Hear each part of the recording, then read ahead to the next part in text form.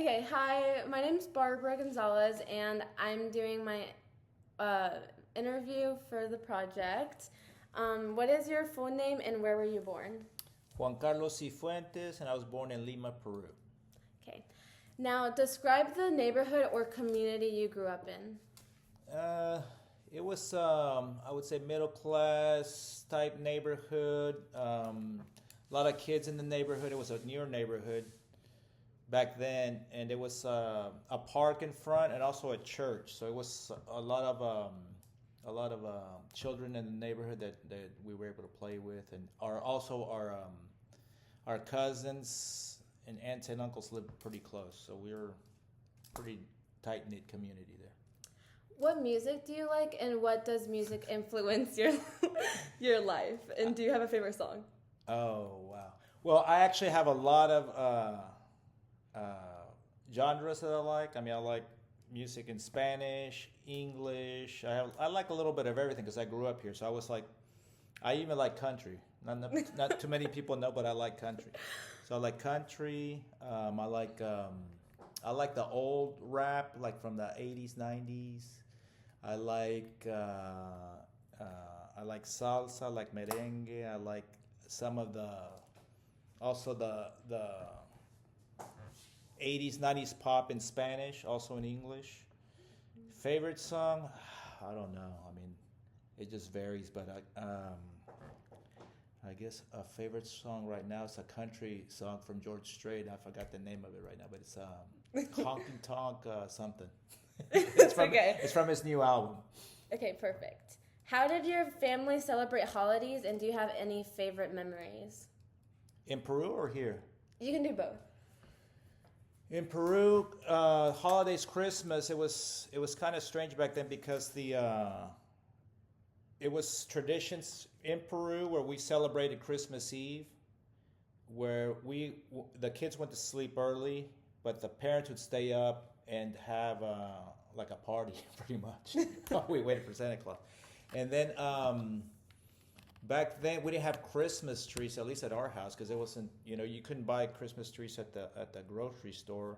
So I remember we had, like, I think my sister made this Christmas tree, like a felt Christmas tree, that we put it on the wall. And then also it was very customary back then to put shoes Oh, yeah. down, and supposedly, Santa or somebody would leave gifts. So that's the way we used to do. You used to leave your shoes down by the tree or whatever you had, and that was tradition back then. And here in the States, we started getting to the traditions here locally. So, but we kept our tradition of celebrating Christmas Eve still.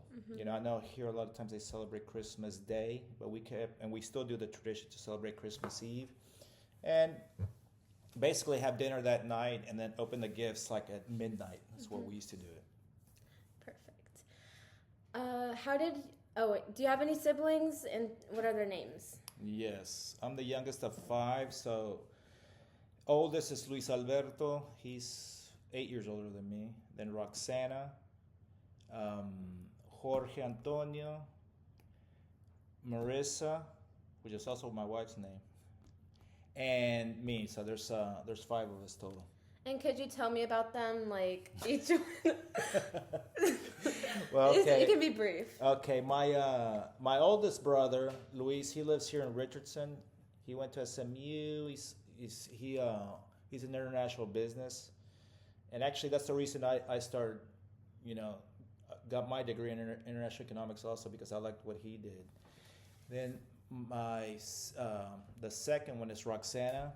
She went to UTD here in Richardson also, and I think she studied psychology. And she did that.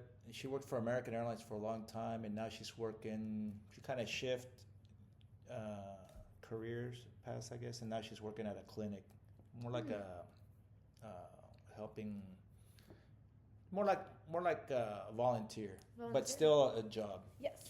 And then Jorge, he went to A&M. He was, I think, industrial engineer. He lives in Atlanta now. He works for Carter's in the quality control department. Carter's, they make clothes for babies and small kids. Marissa, my sister, she went to UT Arlington. She works for Ernest Young, I think in the accounting taxation department. And she lives in Richardson also, and she actually lives across the street from my parents right now. Perfect. And who is the earliest ancestor you know about, and where and when did they live? Okay, what can you repeat that? Who's the earliest ancestor you know about? Oh well, I really don't know. I mean, I've never done anything like, but no, I don't know. I mean, I think the ancestor I only know about is like my grandfather, and my dad's father, and he worked in the petroleum fields in northern Peru. But beyond that, I really don't know. It's okay. Who had the greatest influence on you as a child and as an adult? Like one as a child and one as an adult. As a child, I guess my dad, because he's the one that brought us here to the States in '74. I was 5 years old.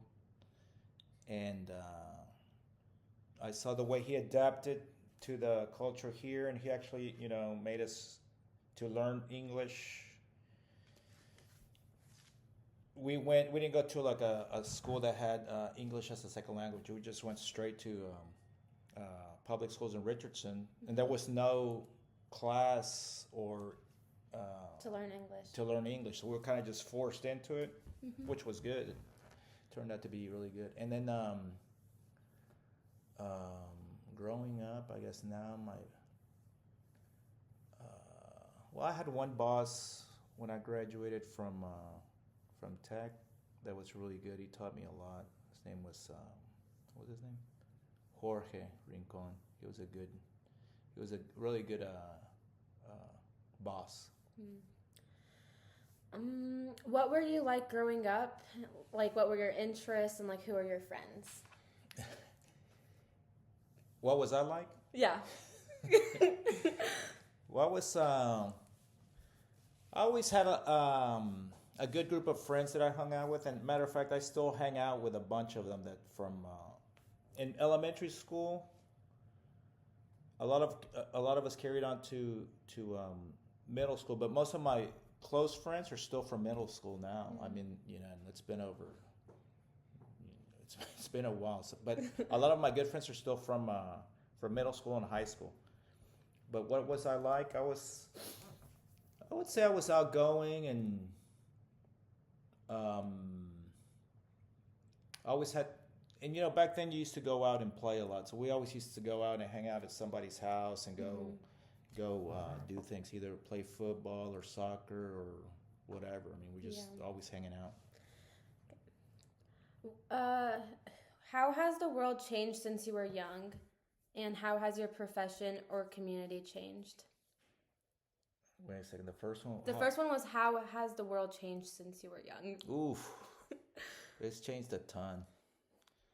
But at the same time, I think the way that the world changes. I think every generation goes through the same thing. Where like the old people complain about the younger people, and that's, I think, is true to today. Like before, they used to say, okay, well, no one hangs out anymore or talks because when like I think I told you before. No, before that, the paper. Oh, yeah. First it was the TV, I think. No, first it was the paper. Everybody had a paper and reading the paper. No one would talk.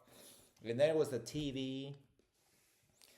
And then when the internet, in the late '90s or early '90s, I forgot when it was. And now with the smartphones and everything, it seems like everybody is just communicating less, like face to face. People are just on their phones all the time. Even adults. I mean, people say it's children, or kids, but I see adults, at dinner tables all with their phones. So I think that's the way it's changed, probably for the worse. And for your profession or community, anything? That's changed? Yeah. Oh yeah, it's changed a lot. Like I'm in the cotton business, and before it was a lot of paperwork and a lot of repetitive work, and that's been eliminated in a good way. And then, but still the the human to human contact is still good. Like I'm traveling next week to go see customers, or this week to see customers, which is good. That face to face interaction will always be there, but yeah, most of the things have changed for the better in my business. What has provided you with the most satisfaction in life? What are you most proud of?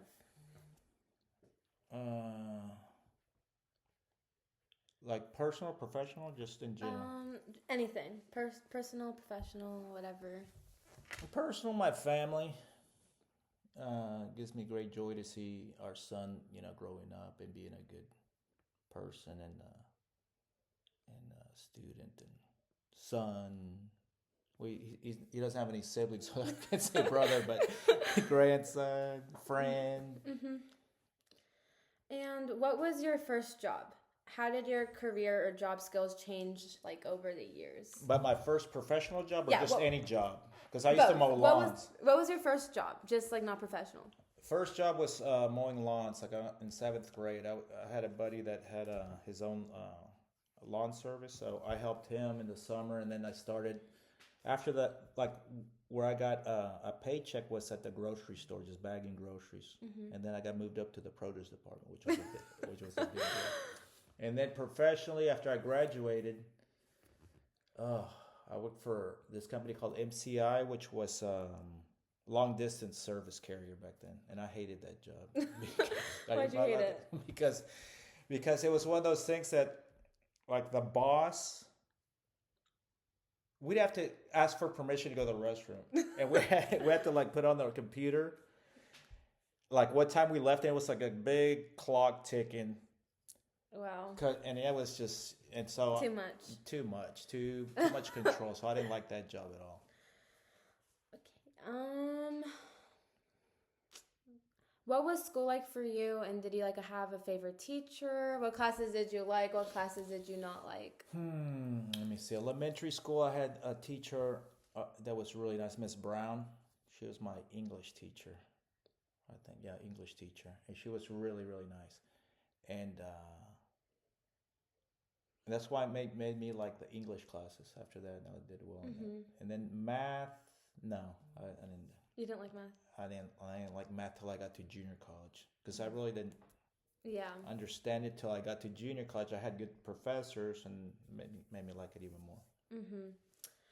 Tell me about your parents. Where are they from, and what do they do for a living, or did? Yeah, my parents are from northern Peru, Talara and Piura, and my dad used to be senior systems analyst programmer. He used to work for an airline, Braniff International, back in the 70s, 80s, maybe 90s. And my mom was a stay-at-home mom. Perfect. What did your community look like outside your family? How did you meet them? My community, like friends, or? Yeah, like your friend. Like, how did you meet the people that you'd hang out with? Oh, well, I met a lot of people through, after the university, at work, which I used to hang out with a bunch of people from work. Then people from the gym, and then people in our run club that my wife Marisa and I used to be involved in. And then now in neighborhood. Yeah, the neighborhood. What games did you play when you were young? Did you have any specific toys you played with, or who'd you play with, and where'd you play? Well, when I was really young, I used to love really young, just cars and anything like G.I. Joes and anything like that. And then play sports also. Yeah, like hobbies as well. Oh yeah, sports, soccer always, and then football. I love to just play pickup games with my friends. And then what else did we play? We got to one point we started playing in a sand volleyball league when I was in junior college, and then we also played indoor soccer with a group from there from the college. And then now still just gym and soccer. Do you think your hobbies have changed over time, or are they pretty much the same? I think they're pretty much the same. I've always just loved the same thing. Did you collect anything like baseball cards or? I used to collect coins. coins. like antique coins, because Mhm. my godfather used to give me coins every time we went to Peru that were of value. So I kept those, and beyond that, there just the I think just when the World Cup, the soccer World Cup Mhm. came around, I used to collect those Palini albums where Oh. you put all the Yeah. players Mhm. of the teams, and I still like doing that. Yeah. For your high school education, what subjects did you study? High school, Yeah. just the Just a general. yeah, just the general ones. Tell me about your interest in your school days. In high school, Like, did you have any clubs in high school? oh yeah, but I Or wasn't involved in any no? of that. Well, I wasn't involved in the work program, which I meant, I got to go to work when I worked at the grocery store, and I got to leave early. Mm, So nice. that was about it. Did you have any influential teachers? Probably Miss Brown that you were talking about. Yeah, Miss Brown, and then I had another lady in high school. She was really nice too and very good. I can't remember her name. Maybe that was Miss Brown, and the other one was another name. But yeah, those two for sure. Did you like reading a lot as a kid? If so, what topics? No, unfortunately not. But my dad is a big reader, and he always wanted us to read. But and he would buy books for us. But Yeah, you'd never read I them. never got into it like my sisters do. But Yeah. Did you? Oh, you said no to clubs, right, and organizations and stuff. yeah, I mean clubs in high school. No, I can't remember anything else. No. No. Tell me about your house you grew up in. Did you have your own room? Where did you spend like most of your time?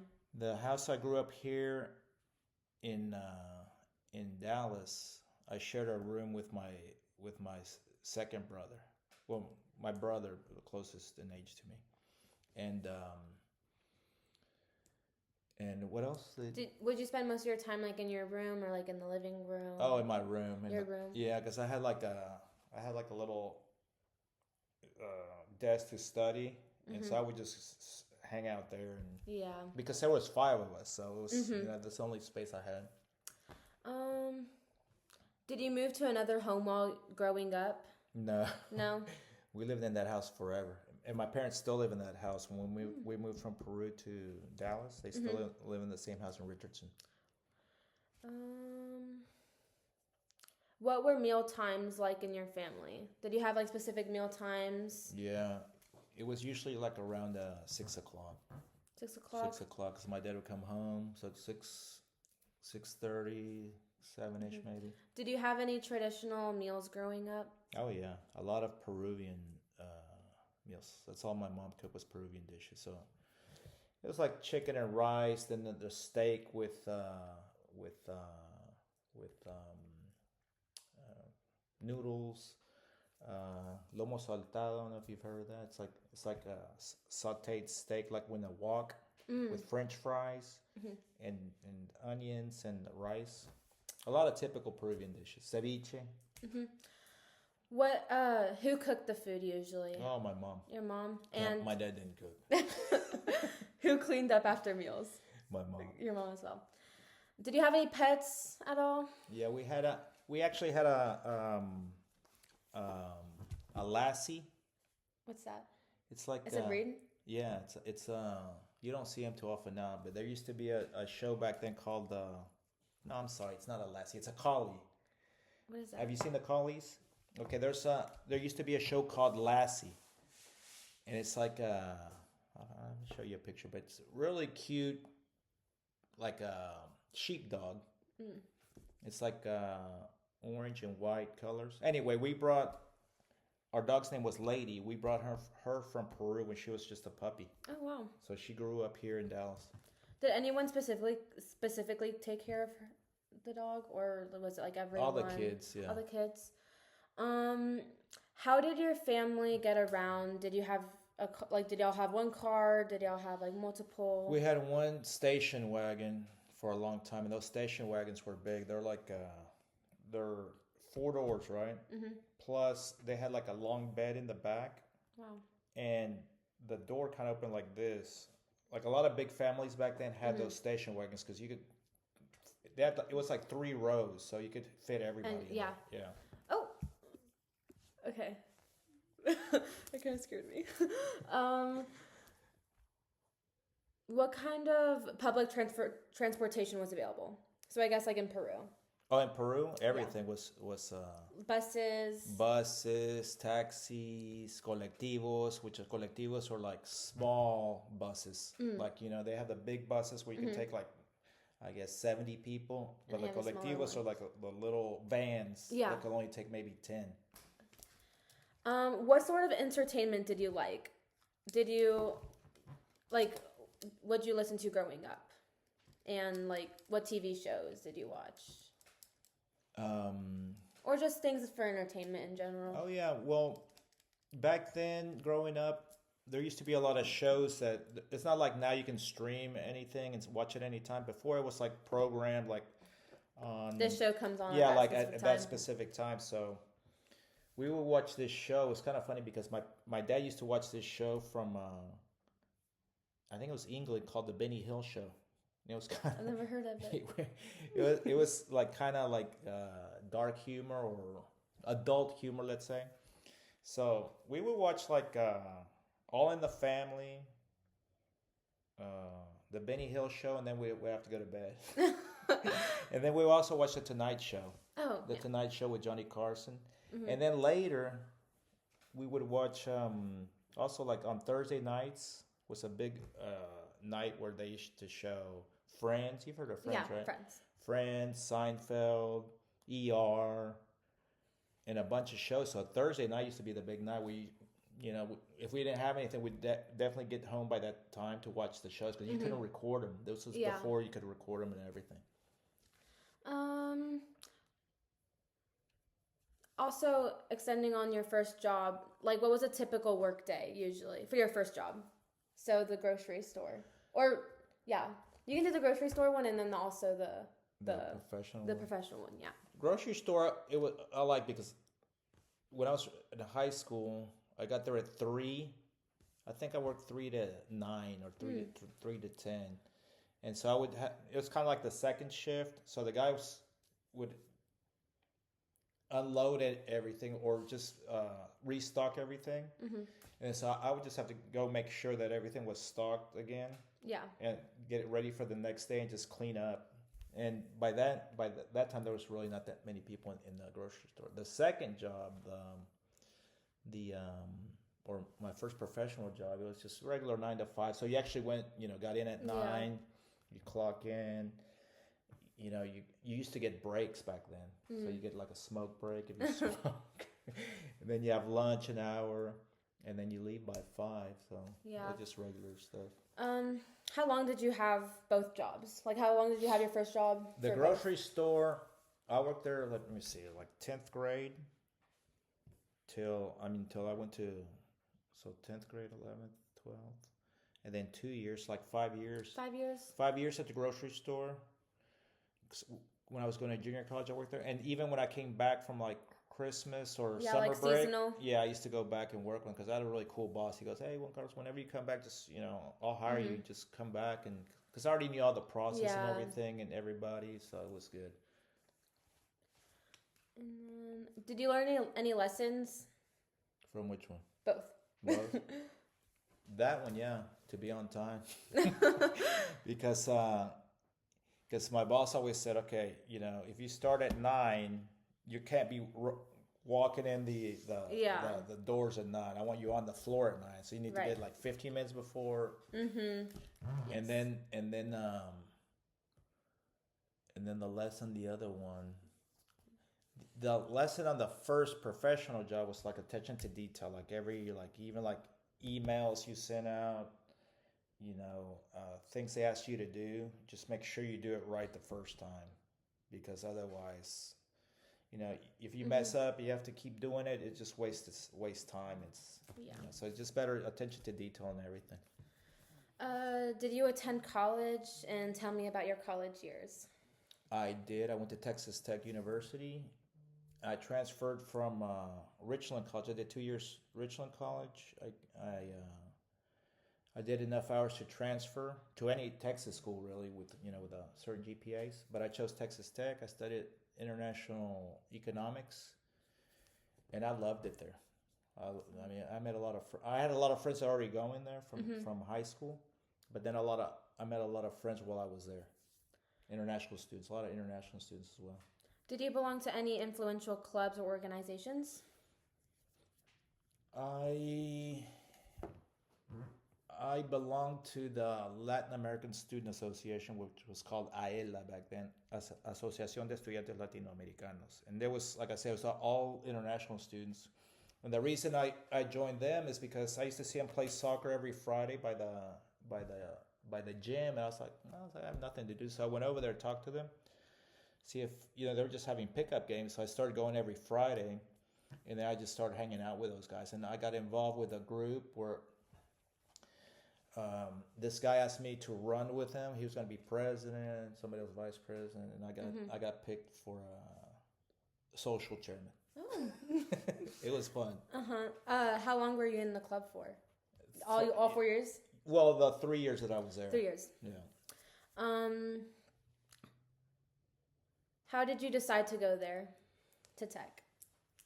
Well, my parents wanted me to go to A&M because my brother was there, so they wanted me to room with my brother, but I just didn't feel it. So then I went, and then UT would have been an option too, because like I said, if you certain GPA, you can transfer to any Texas State school, but I didn't have many friends at UT, and I really didn't feel it either. Then I went to Tech a bunch of times to visit friends, and I loved it there. And then once I realized, or I knew that they were offering what I wanted to study, I decided with Tech. You said your major was International economics. How did that go? Well, I mean, it started as international trade, and then halfway through through the school year, they changed it to international economics because the department said, "Well, you guys are taking more economics classes than business, so we're going to relabel it international economics." I was like, whatever, once I graduated. Did you always know you wanted to do that major, or were you stuck between majors? No, I always knew I wanted to do international business because of my brother, and I saw him traveling and going to new places always, and I was like, man, I want to do that. So that's how I chose that major. Any influential mentors at all? Yeah, my brother back then, because he was the one that opened my eyes to how you could sell a product and then the company, you travel for the company, representing the company, and you get to go to, he used to go to Brazil, to Italy, to all these places. I was like, oh man, I want to do that. So that's what made me choose that major. What were successes and accomplishments or challenges or frustrations you had in college or high school in general? In high school, just the regular stuff, all the peer pressure to do this, to do that. But I had a good group of friends, so I never was influenced with any of the bad stuff. But in college, there were some difficult classes for sure. What would you say your most difficult class was? Intermediate microeconomic theory that was only offered once a year at 8 a.m. with the toughest professor in the department. And so if you didn't pass, you had to take it the next year. And a lot of people, I think the average was 50. Wow. Would you say, would you do anything differently in college, or do you think you do everything the same? I think back then, if I would have known how big Lubbock is in an international business aspect, cotton-wise, I would have probably gone and tried to get an internship with a local cotton trading firm. But I didn't, and so I used to come back and work at the grocery store. But if I would have, in retrospect, I should have tried to find something that I was studying, which I didn't know cotton was that big back then in Lubbock, which it is. So that's the only thing I would have done differently, probably. Tell me about your life now. What do you do for work now? Well, I'm a cotton broker. So basically I do sales. I represent companies here in the U.S. that export raw bales of cotton to all over the world, but I deal with Latin America.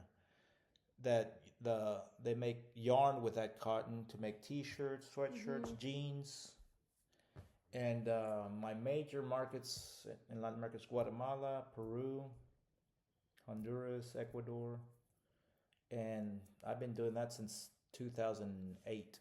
But I've been in the cotton business since 2002. Wow. And tell me about your family now, like your wife and your son. Marisa, my wife, your aunt. Well, she's a runner. She loves running. She's a marathon runner. She works at the Spanish schoolhouse here in Frisco, which is Spanish immersion school, and so she's kind of the administrative part in the afternoon from like 2 to 6. And then my son Luca, he's junior at University of Arkansas studying supply chain and finance. And everything's good Okay, well, here at McKinney. I think that's it. Thank you so much for Thank you, Barbara. being able to interview you. Okay, thank you. Bye. Bye.